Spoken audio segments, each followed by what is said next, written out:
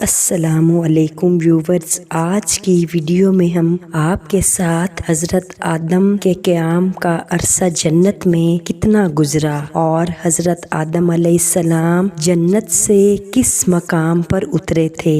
حضرت آدم علیہ السلام کا قیام جنت کا عرصہ کتنا تھا؟ ابن عطیہ روایت کرتے ہیں کہ حضرت آدم علیہ السلام جنت میں 100 سال مقیم رہے، اور ایک روایت میں ہے کہ آپ جنت میں 60 سال مقیم رہے۔ جنت کی جدائی پر 70 سال اور اپنی خطا پر بھی 70 سال روئے، اور جب آپ کے فرزند حابیل قتل ہوئے تو آپ نے 40 سال ماتم کیا۔ اسے ابن عساکر نے روایت کیا ہے۔ حضرت آدم علیہ السلام جنت سے کس مقام پر اترے؟ ابن ابی حاتم حضرت عبداللہ بن عباس رضی اللہ عنہ سے روایت کرتے ہیں کہ حضرت آدم علیہ السلام کو جب جنت سے نکالا گیا تو آپ زمین میں وہنا نامی مقام پر اترے، جو کہ مکہ اور طائف کے درمیان ہے۔ اور حسن سے روایت ہے کہ حضرت آدم علیہ السلام ہندوستان میں اترے اور حوا علیہ السلام جدہ میں۔ ابلیس 10